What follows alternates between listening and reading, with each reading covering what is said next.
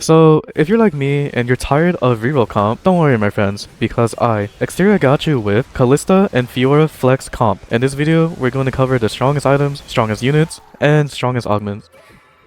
With that, we start off with our items, and our main backline DPS is going to be Kalista. Her best in slot is having a Rage Blade. This is mandatory, must item to build. You don't have this item, she does not function as a unit. Second to that would be if you need to, Armor Break. Last Whisper is good for that. And since you're playing Fairy anyways, you get a free item, so you get the Fairy Crown on Kalista. Now for the alternative items that you can replace Last Whisper with, because you need Rage Blade no matter what. Ruinance Hurricane is fine, but the reason why you do build it is just because it would be as if it's a first item slam, so you could win streak early game with Ruinance Hurricane. Or if you have no other choice but to build this item, it's fine too. If you need anti-heal, red buff is good for that. Or if you need to shred tanks faster, Giant Slayer is also good for that. The best Ornn artifacts you could choose for Kalista would be Sniper's Focus or Gambler's Blade. Basically just an extra bow item technically, so it's really strong on Kalista. And surprisingly, Fish and Bones is actually good on Kalista as well. Even though you're hitting targets randomly, it's still one of the highest win rate items on Kalista. Can't tell you why. And then your frontline main DPS would be Fiora. Her best in slot is to have a Bloodthirster. This item is same thing like the Kalista Rage Blade. You have to build this item no matter what on Fiora in order for her to function as a unit, because if you don't have this item, she will just die. Second to that, which is one of her best items hands down, which is Sterak's Gauge. This item allows her to get more damage and she gets more HP, and since you need some resistances, Titans is really good for that. Her best alternative items you can build, and this is not a Bloodthirster substitute. This is more like a third item or second item choice, which is Hodge. It's pretty decent because it has okay damage and okay healing. Deathblade or Giant Slayer is good damage item. If you don't want the Titans, you could just do that. And then apparently one of her highest win rate items would be Edge of Night. You can use this over Titans if you want to, but I prefer Titans just because you get extra damage from this. And Edge of Night is really mostly just to counter either Ryze or Ahri in the current meta. Her best Ornn artifact hands down is Infinity Force. This item just gives her a lot of stats since it's really good for frontline units in general. Speaking of frontline unit, this item is very good to deny the burst, so she doesn't get one-shotted, which is Death Defiance. And one of her best win rate items is Silver Mirror. I think that's how you pronounce it, Silver Mire. This item is very good on her because it gives her a lot of stats, so it makes her ability one-shot, and she's not auto-attacking too often anyways, since this item will deny her to auto-attack too often, but her auto-attacks do stun afterwards. So that's what this item is really good on Fiora, because she will be just stunning units left and right. And then for your main tank, it could be Gnosis. You can use like Nico 2 or Rakan 2 instead, but Gnosis would be the best tank you can use. And his best in slot tank item, funny enough, is Sunfire. Even though this item isn't that good in the current meta, it's actually really strong on Gnosis, since Gnosis is more of a bruiser instead of like a full tank. And the best tank item you could put on him in general would be Warmongs, because the more HP he has, the more damage he would do. And Steadfast Heart is kind of the same thing. It does give you extra HP, but it also gives him damage reduction, so he doesn't die as fast. The best alternative items you can build on him is like Gargoyle Stone Plates and Redemption, like the usual tank items. But the best thing about this item is one of his highest win rate items as well, which is Even Shroud. If you don't have Last Whisper on Kalista, you can build this on Gnosis, because when Gnosis casts his ability the second time, he basically just does damage. So this item is actually really good since it breaks down armor, and his auto attack ability is basically physical damage. So this helps a lot on Gnosis. And if you're wondering why not get magic resist, mainly due because we're kind of in AD meta, but you can put Declaw on Gnosis if you want to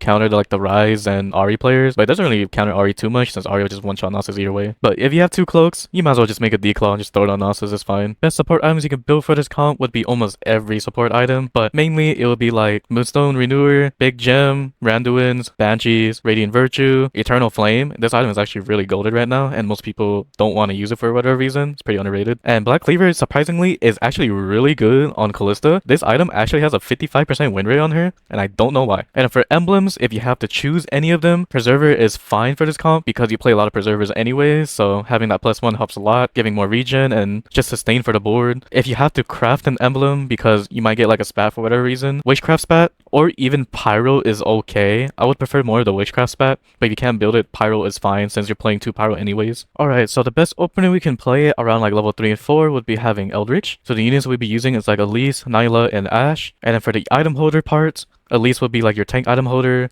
Nyla will be the Fiora item holder, and then Ashe will be just your Kalista item holder essentially. And Ether and Jace just, you know, have +1 shapeshifter. And the best first item slam would be like for range, it will be like Rage Blade or Ruinance Hurricane. For melee, it will be like Bloodthirster is fine. And tank items, it could be like generally all of them, but Sunfire and Warmongs are probably like the best one to start with so you can win streak with. Or even Steadfast Heart or even Shroud is fine. Generally, almost any tech item is fine. When you hit around level 6, you just add in like 2 multi-strikers so you can get 3 with Ashe. so she can actually do more DPS. And this is for the case if you are strong enough. If you are not strong enough and you have to roll so you can survive a little bit longer, I would advise to do this board instead, where you take away both the shapeshifters, Elise and Jace, and you have Mordekaiser and Rumble, and you try to 2-star as much units as you can, but don't roll past around 30 to 20 gold, or else you can't hit level 8. And 2-starring Mordekaiser is not too important, but 2-starring Rumble, or at least Akali or Nyla, is kind of a must if you want to sustain your HP. If you do get Mordekaiser too, good on you. The main thing to note about Akali is why not just use Cassid instead? The main reason why is because she's also a warrior and multi-striker, so you activate Nyla and Ashe's trait. You can substitute Jax for Cassid if you want as a better unit, but you kind of use Jax later in the game anyway, so you might as well just keep him, and he's a pretty decent unit. By the time you hit level 8, this is more of the budget version, not the full cap version, because you can't fit all of it in unless you hit level 9. So this will probably be like the best way of playing it, which is having Fiora and Kalista as your main DPS, and then you have Jax and Akali for traits. Akali is a multi-striker with Kalista, same with Jax, and Jax is also Chrono with Zillion. And since Zillion's a preserver, you get in Rakan. And Rakan is also a preserver and a fairy, so you get that fairy item for Kalista. And your main tank would be Nasus. And since Nasus is a shapeshifter, having a Nico in to get that shapeshifter trait activate would help Nasus a lot. And the plus thing about her is she's actually, besides of being a great unit, she's also a witchcraft with Fiora, so you get that extra debuff on the board. And the good thing about Nasus is he's also pyro with Akali. So all these units synergizes together really well. The only trait you're not activating here is basically Frost on Zillion. Oh, forgot to mention that Akali is a warrior with Fiora as well. Main thing to know here, like I said in the item section, if you cannot 2-star Nasus, it's fine to put all the tank items on Nico 2 if you have to. And the main unit you want level 2 would be Fiora. If you get Kalista 1, it's fine. This board should be strong enough for you to hit level 9. If you're not strong enough, just keep rolling until you 2-star most things, until you start winning, then you hit level 9 to play your most cap board, which is taking out Nico for Briar because of Shapeshifter. And since Briar also gives CC, that's actually really good for that. And then for the plus 1 you throw in at level 9 would be Morgana. Since you got rid of Nico for that witchcraft trait, you throw in Morgana